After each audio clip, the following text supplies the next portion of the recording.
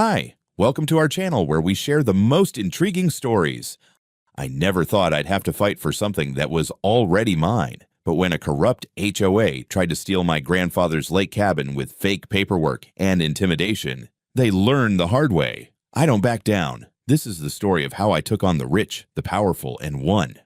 My name is Travis Red Coldstone, and this is the story of how I nearly lost my grandfather's lake cabin to a bunch of rich, entitled bastards who thought they could take whatever they wanted. The cabin wasn't just a piece of property to me. It was my history, my sanctuary. My grandfather built it back in 1957 with his own two hands using wood. He cut himself and nails he hammered in under the summer sun. He and my grandmother spent every summer here, raising my dad and my uncles to love the land, respect the lake, and live simply. When my grandfather passed, my dad inherited the place, and when Dad was gone, it became mine.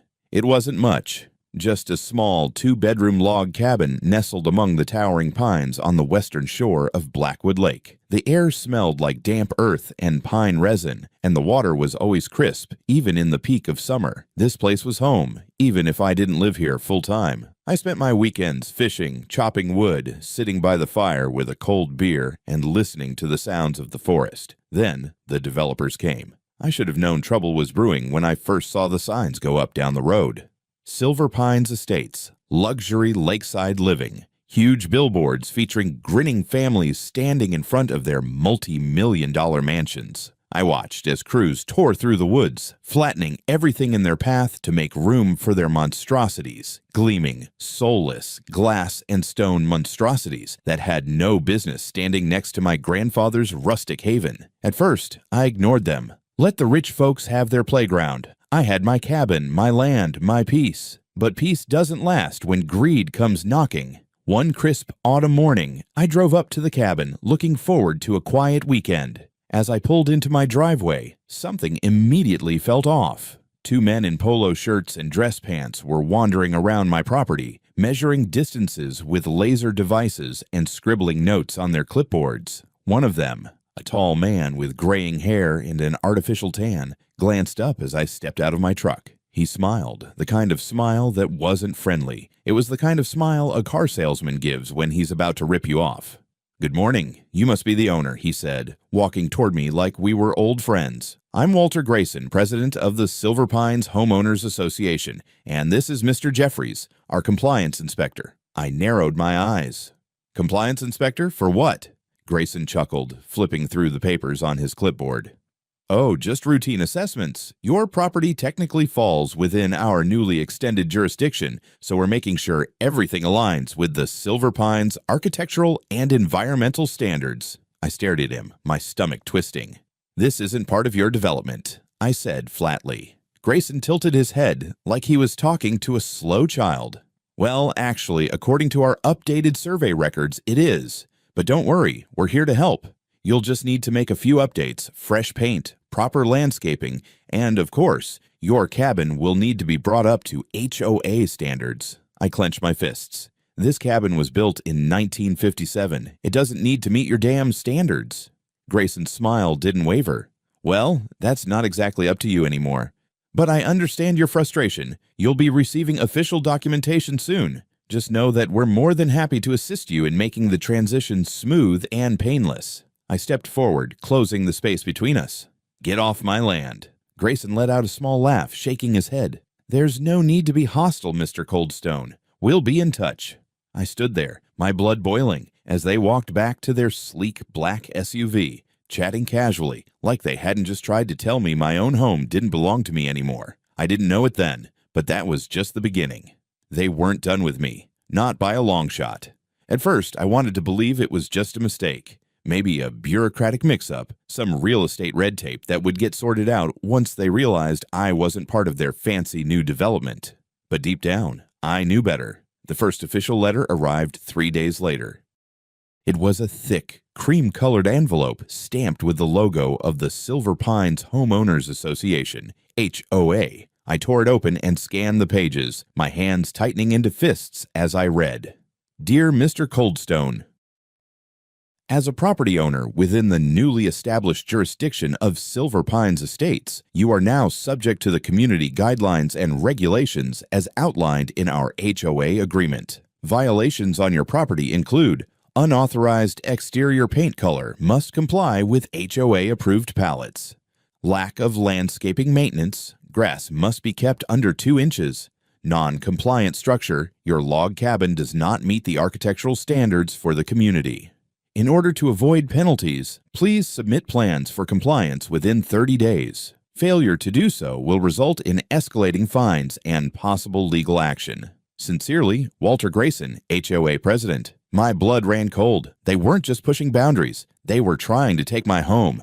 I crumpled the letter and threw it into the fireplace, but I knew burning their bullshit threats wouldn't make them go away. The next morning, I drove straight to the county assessor's office. The guy at the desk, a tired-looking clerk named Howard, adjusted his glasses and pulled up the records. I leaned over the counter as he scanned the screen.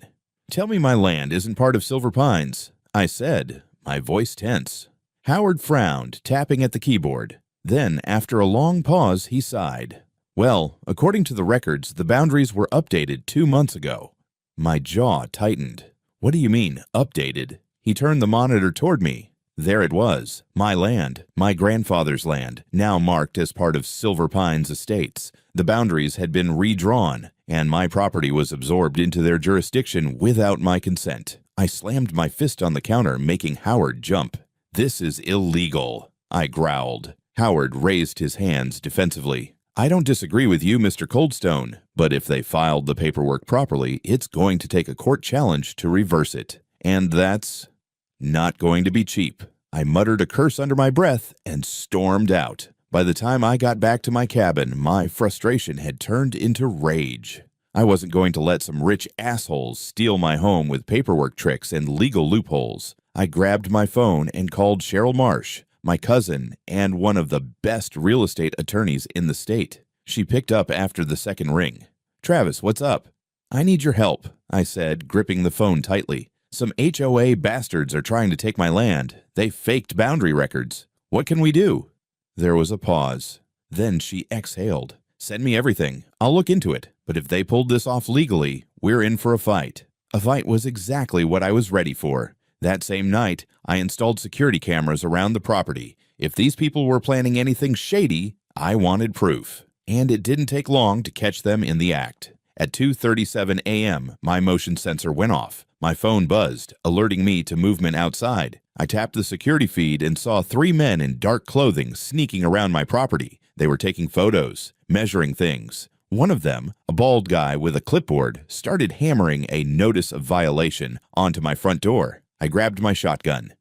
I didn't load it. I wasn't looking to kill anyone, but I wasn't about to let these snakes slither around my home in the middle of the night like they own the place. I threw open the front door, cocked the shotgun, and stepped onto the porch. "Get the hell off my property!" I roared. The 3 men froze. One of them, the bald guy, dropped his clipboard and raised his hands. Whoa, no need for that. We're just enforcing HOA compliance." "You're trespassing." I cut him off, my voice sharp.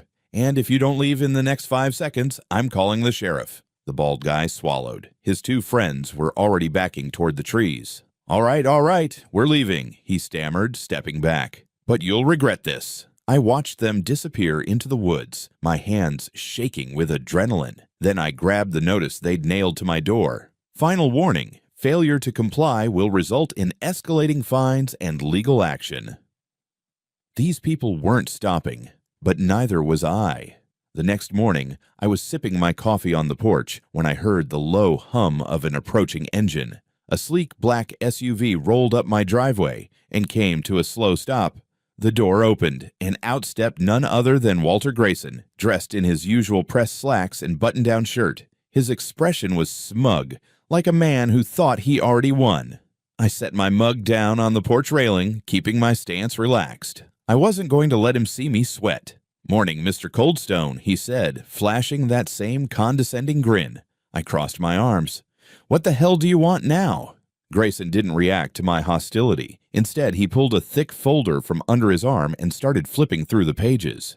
"I wanted to give you one last opportunity to do this the easy way," he said, pausing as if to let his words sink in. You see, your property is now officially under Silver Pines Estate's jurisdiction, which means you are required to follow our guidelines. And, well, you're in violation of quite a few of them. He handed me a list of violations, pages of legal jargon, each violation carrying an absurd fine. Unauthorized structure, $10,000 fine. Failure to comply with landscaping regulations, $2,500 fine. Non-conforming exterior design, $5,000 fine. Unregistered private well, $3,000 fine. The list went on. The total amount? Over $30,000. I let out a short laugh and tossed the papers onto the porch. You think I'm just going to roll over and start writing checks? I said, shaking my head. You're out of your damn mind. Grayson sighed, as if he were genuinely disappointed. I was afraid you'd say that, he said, sliding the folder back under his arm. That's why the HOA board has decided to move forward with the next step. I raised an eyebrow. What step? Grayson motioned toward the road. I turned just in time to see a work truck pull up, hauling a sign the size of a billboard. They were putting up a for sale sign on my land. Before I could react, two workers hopped out of the truck and started hammering the sign into the ground at the edge of my driveway. The bold letters read, "Future site of a Silver Pines clubhouse, coming soon." Rage burned through my veins like wildfire. I stomped toward the workers, my fists clenched. "Get that damn thing off my land," I bellowed. One of the workers flinched but kept hammering. "We're just following orders, sir." I turned back to Grayson, who was watching me like a man enjoying a show. "You son of a bitch," I growled. Grayson just smirked. "You see, Mr. Coldstone, we have very powerful attorneys on retainer," he said smoothly. "If this goes to court, it could take years to sort out. Years of legal fees, time wasted, and let's be honest, you're just one man. The HOA has resources. You don't." I clenched my jaw. "So, let me make this easy for you," he continued. "Sell the land, walk away with a generous offer, and avoid a very, very expensive legal battle." I stepped forward, getting right up in his smug face. "You don't get it, do you?" I said, my voice low. "This isn't just land to me. This is my home, and I don't give a damn how many lawyers you have. I'm not selling." Grayson's smile finally faltered. "Suit yourself," he muttered, straightening his tie. "But you'll regret this." He turned and walked back to his SUV. I watched as the workmen finished hammering in the sign, then hopped back in their truck and sped off. I stood there, fists shaking, staring at the blatant declaration of war they had just planted on my land. Fine, if they wanted a fight, I'd give them one. That night, I wasn't sleeping. I kept my rifle loaded and within reach. My security cameras were on high alert, motion sensors set up around the property. At 2:15 a.m., the cameras caught movement again. I grabbed my phone and pulled up the feed. Two men dressed in black creeping toward my porch. One of them had a can of spray paint. I didn't hesitate. I stormed outside, shotgun in hand. "Freeze!" I roared. The two men jerked to a halt, one of them dropping the spray can. I didn't point the gun directly at them, but I let them see it. One of them took off running immediately, bolting into the trees. The other hesitated until I took a step forward. "I said freeze!" I barked, but he turned and bolted after his friend. I wasn't about to chase them into the woods. Instead, I snapped photos from my security feed and called the sheriff. Sheriff Bill Carter was an old friend of my dad's. He arrived in 10 minutes flat, took one look at the sign, the security footage, and my front door, which had been spray painted with the words "Get Out," and let out a long sigh. "This is getting out of hand," he muttered, shaking his head. "You think?" I said. He scratched his beard. "Listen, Red, these HOA guys, they play dirty. Real dirty. But I can tell you this, trespassing, vandalism, that's a crime, and I don't give a damn how rich they are." I nodded. "Can you do anything?" Bill exhaled. "I'll start an official investigation, but if you want to win this, you're gonna need more than me. You need to take this fight to them legally." I already knew that. I called Cheryl first thing in the morning. "We need to go after them," I told her. Her response, "Then let's burn them to the ground." The gloves were off. I wasn't just fighting for my land anymore. I was fighting to bring these bastards down. After Sheriff Carter officially opened an investigation into Silver Pines HOA, I knew things were about to escalate even further. And I was right. 2 days after the sheriff's visit, I drove up to my cabin and felt my stomach drop. The front door was wide open. I threw the truck into park and bolted up the steps, my heart pounding in my chest. The place had been ransacked, cabinets thrown open, drawers emptied, my grandfather's old rifle missing from the mantel. On the wall, in huge red spray paint, was a message. "This isn't your home anymore." I gritted my teeth so hard my jaw ached. I'd had enough. I pulled out my phone and called Sheriff Carter. "I need you here, now." By the time the sheriff arrived, I was standing outside, shotgun in hand, scanning the tree line. I wasn't letting anyone else sneak up on me tonight. Carter took one look inside the cabin and let out a slow breath. Jesus, Red, they really did a number on this place. "No shit," I muttered. "This isn't vandalism anymore. This is a full-blown threat." Carter turned to one of his deputies. "Pull the security footage." The deputy nodded and got to work. Within minutes, we had clear footage from my outdoor cameras. 3 men wearing ski masks, forcing their way inside. But then we got lucky. One of them turned his head just enough to expose his face. It was Jeffries, the same HOA inspector who had been measuring my land weeks ago. Carter let out a low whistle. Well, looks like we've got ourselves a suspect. I cracked my knuckles. We're doing this my way. The next morning, I stormed into the Silver Pines HOA headquarters. It was a sleek, modern office building just outside the development, a place where rich men made backroom deals and decided who got to keep their homes and who didn't. I kicked open the door so hard the receptionist nearly jumped out of her chair. "Where's Grayson?" I demanded. She stammered, her hands trembling. "Sir, you can't just barge in." "I'm not asking." I shoved past her and marched straight into the main conference room, where Grayson and his board members were sitting around a long glass table. For the first time, his smug expression was gone. "Coldstone," he said, standing slowly. "This is a private meeting." I slammed the sheriff's search warrant onto the table. "Not anymore," I growled. "You see, Grayson, I got you on tape. Your boy Jeffries broke into my house last night, and that, my friend, is felony trespassing." One of the board members looked panicked. Grayson's jaw tightened. "You have no proof of HOA involvement." I leaned forward. "You really think Jeffries did this on his own? The same guy who was measuring my property for you?" I let out a laugh. "Nah, see, the sheriff's department doesn't believe in coincidences, and lucky for me, Carter is very interested in who gave him the orders." Silence. Grayson's face darkened.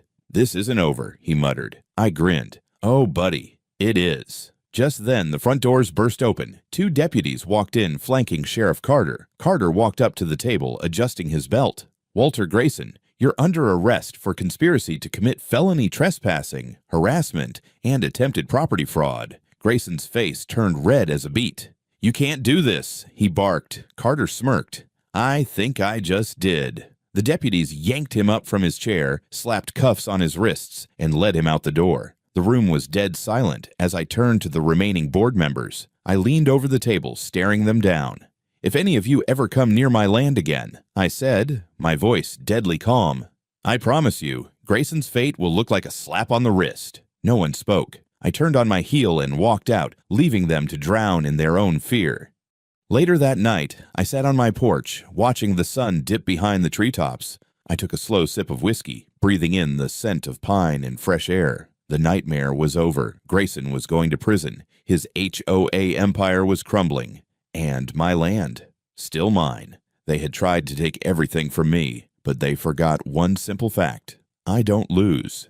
Days following Grayson's arrest were a whirlwind of legal battles, news reports, and desperate attempts by the Silver Pines HOA to save face. But the damage was already done. The county prosecutor took one look at the evidence, security footage, fraudulent property records, and testimony from former homeowners they had scammed, and went after the entire HOA board. By the end of the week, 3 more members were arrested, including Jeffries, the inspector who had broken into my cabin. It turned out Grayson and his cronies had been running this scam for years, quietly absorbing old properties into their jurisdiction, slapping homeowners with fines and forcing them to sell at a loss. This time, they had messed with the wrong guy. The county judge ruled that my property had been illegally annexed into the HOA's territory. Not only was my land restored to its rightful independent status, but the HOA was ordered to pay restitution to me and to every other homeowner they had scammed. It was over. I had won.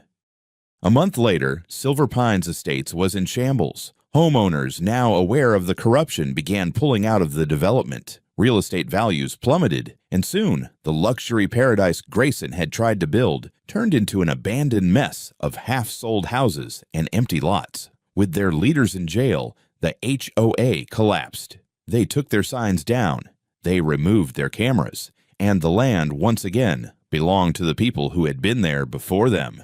As for me, I spent my days doing what I had always done: fishing, chopping wood, enjoying the peace of the lake. One evening, as I sat on my porch, a familiar truck pulled up the driveway. Sheriff Carter stepped out, hands in his pockets, a grin on his face.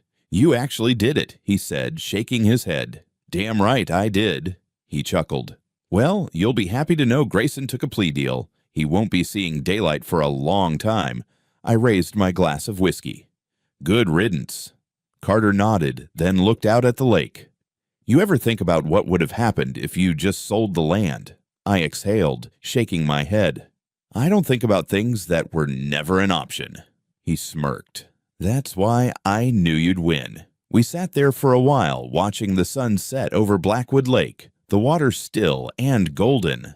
I had fought for this land, and I had kept what was mine. The seasons changed, but my cabin by Blackwood Lake remained exactly as it had always been, untouched, quiet, and mine. Without the Silver Pines HOA breathing down everyone's necks, the lake community began to heal. The old-timers who had been bullied into submission took back their independence. Some who had been forced to sell reclaimed their land through legal settlements. The once grand plans for Silver Pines estates, dead. Most of the luxury houses sat empty, abandoned by buyers who wanted nothing to do with a failed development. Eventually, a smaller family-owned company took over the remaining lots, selling them to people who actually appreciated the lake instead of trying to own it. The land had won.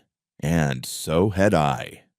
One crisp autumn morning, I was stacking firewood when I heard the sound of tires crunching down my gravel driveway. Cheryl stepped out of her car, sunglasses perched on her head, a self-satisfied grin on her face.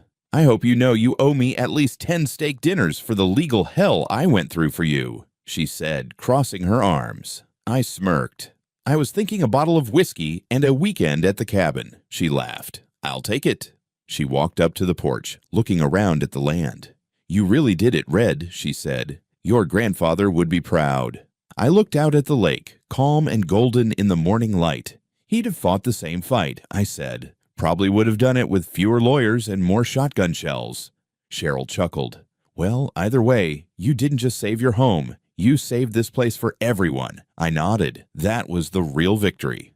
That night, I sat on the dock, my feet dangling just above the water. The sky was a deep, endless black, speckled with stars. The world had changed, but my cabin, my land, it was exactly as it should be. No HOA, no greedy developers, just the sounds of crickets, the distant call of an owl, and the gentle ripple of the lake. I took a slow sip of my whiskey and let out a breath. For the first time in a long time, I felt at peace. And I knew one thing for sure: no one would ever take this place from me again.